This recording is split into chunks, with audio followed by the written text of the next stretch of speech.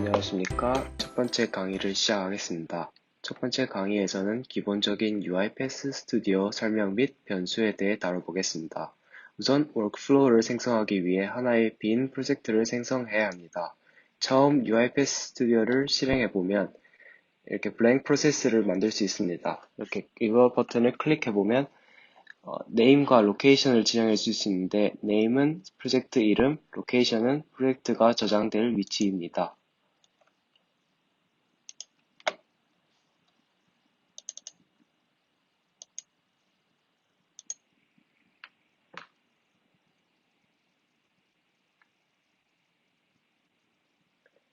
프로젝트를 생성한 후 위 탭을 보시면 디자인과 디버그 탭이 있는 것을 확인할 수 있습니다. 디자인 탭에서는 저장, 실행, 패키지 관리와 그 외에 자주 사용되는 다양한 액티비티들이 모여 있고 실제 워크플로우를 디자인하는 탭입니다. 자세한 부분은 추후에 다루도록 하겠습니다. 디버그 탭에서는 프로젝트 디버깅을 할 수 있는데 디버깅이란 프로젝트를 자세히 분석하여 오류 여부, 중간 경과 등을 알아볼 수 있는 기능인데 자세한 디버그 방법은 다른 강의에서 설명하겠습니다. 이제 프로젝트 화면의 왼쪽 밑을 보시면 프로젝트, Activities, Snippets라는 항목들을 확인할 수 있습니다. 프로젝트 같은 경우 현재 워크플로우가 저장되어 있는 폴더 내의 프로젝트 파일들을 관리할 수 있는 탭입니다. Activities는 UiPath에서 제공하는 다양한 기능들로 실제 워크플로우 흐름을 구성하는 요소입니다. 앞으로 프로그램을 사용하면서 가장 많이 이용하게 될 중요한 부분입니다. 스니펫은 기본적으로 UiPath에서 제공하는 예시 템플릿으로 나중에 필요하시면 사용하면 됩니다. 이제 기본적인 UiPath 스튜디오의 기능을 알았으니 본격적으로 프로젝트를 제작해 봅시다. 워크플로우를 제작하기 위해서는 가장 큰 틀이 반드시 하나는 필요합니다. 큰 틀로는 플로우 차트와 시퀀스를 사용할 수 있습니다. 시퀀스는 로봇이 하나의 실행 흐름에 대해 작동할 때 사용하면 좋습니다. 예를 들어 인터넷에서 뭔가를 검색하는 행위는 시퀀스로 충분합니다.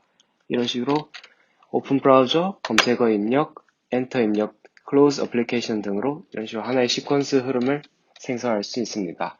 반면 플로우 차트는 조건문에 따른 실행 변화가 있거나 여러 실행 흐름이 복합적으로 이루어져 있는 형태일 때 사용하면 좋습니다. 예를 들어 은행 업무를 처리하는 워크플로우를 생성하고자 할 때 계좌 생성 관련 업무, 조회 관련 업무, 이체 관련 업무 등과 같이 여러 분기가 있는 경우 시퀀스보다는 플로우 차트를 이용하는 편이 좋습니다. 또한 플로우 차트와 시퀀스는 동시에 사용할 수 있으니 상황에 맞게 사용하시면 됩니다. 이제 틀의 기본적인 사용 방법을 알았으니 로봇이 해야 할 행동을 채워 넣어야겠지요. 워크플로우 생성에 필요한 액티비티에 대해서는 이전에 설명한 액티비티스 탭에서 드래그해서 가져오면 됩니다. 예시로 take screenshot을 사용해 보도록 하겠습니다. 왼쪽에 take screenshot이라고 검색을 하게 되면 액티비티가 아래에 뜨는 것을 확인할 수 있는데 이를 드래그해서 시퀀스에 넣어주도록 합니다. 이제 액티비티를 클릭해보면 오른쪽에 프로퍼티 창을 확인할 수 있습니다.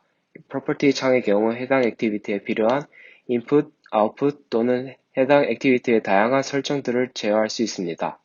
인풋 같은 경우는 indicate on screen으로 저희가 직접 화면에서 지정해 줄 수 있습니다.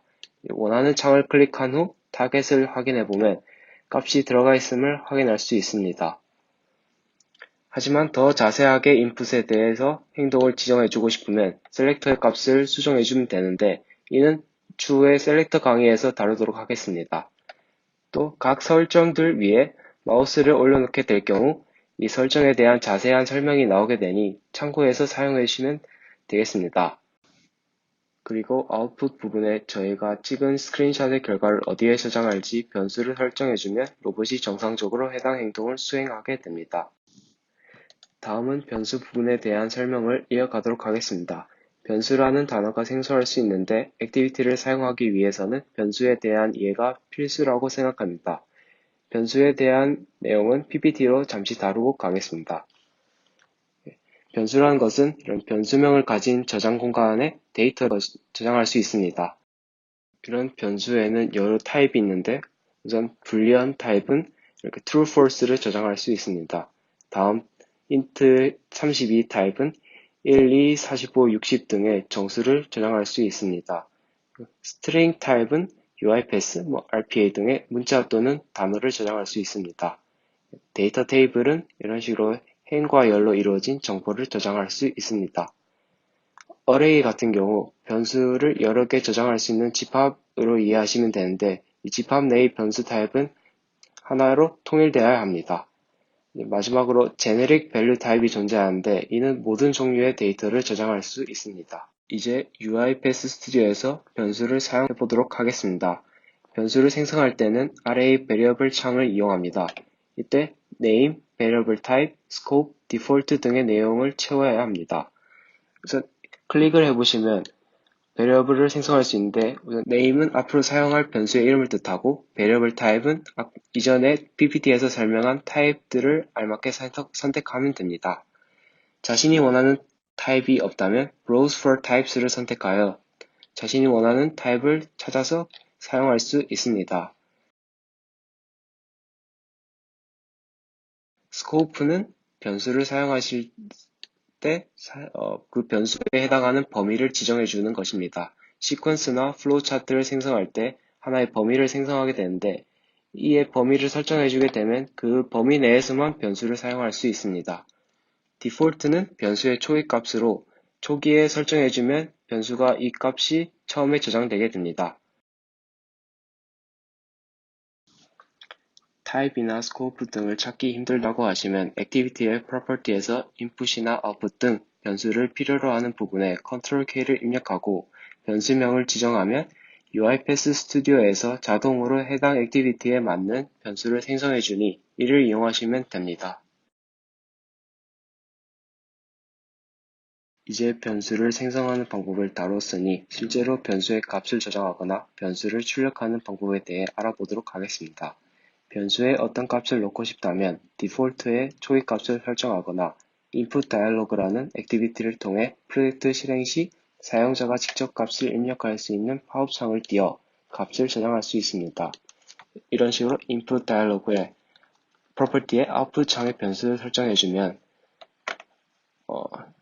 하고 이 프로젝트를 실행하면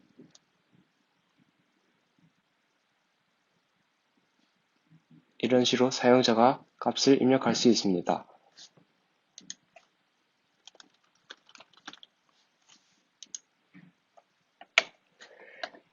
출력 방법으로는 메시지 박스와 라이트 라인이 있는데 메시지 박스는 결과가 프로젝트 실행 도중 팝업 창을 통해서 출력되고 라이트 라인의 경우 아래의 아웃풋 창으로 결과가 출력됩니다. 이전에 인풋 다이얼로그에서 설정해준 변수를 메시지 박스와 라이트 라인에 설정해줍니다.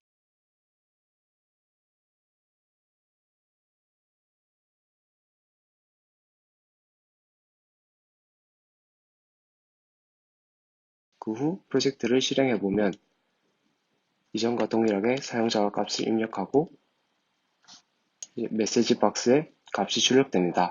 그리고 라이트 라인의 결과값은 아래의 아웃풋 탭에서 이렇게 입력이라고 확인할 수 있습니다. 이로써 첫 번째 강의를 마치도록 하겠습니다. 감사합니다.